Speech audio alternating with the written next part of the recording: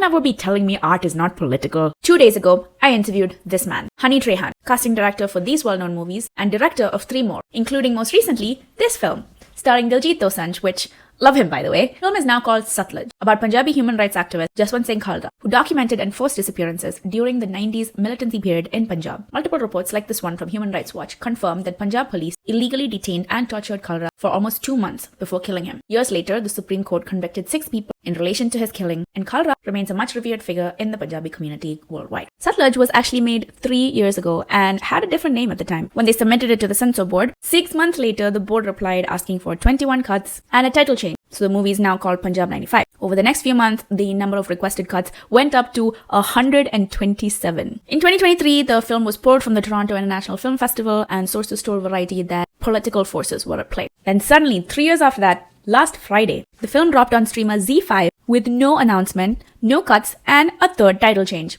now called Satluj. Dosanjh and Trehan were ecstatic and relieved that even though the film couldn't be viewed in theaters without a certificate, at least OTT audiences could see it. But twist, literally 50 hours later, Satluj disappeared from Z5, but only in India, with no explanation. Yup, that's the same Z5 that continues to host these movies with no problems. Trehan told me that when he got the call, Z5 said that it was because of government pressure. The government hasn't put out a statement, and both Z5 and the censor board have not responded to multiple requests for comment, so I'm not going to speculate about why this film has received such official pushback. Some unofficial conversations point to concerns about potentially divisive messaging in this film. In a democracy, ideally, free speech is allowed, which means that filmmakers, regardless of who they are and regardless of their message, are allowed to do what they want. Why else would this movie still exist?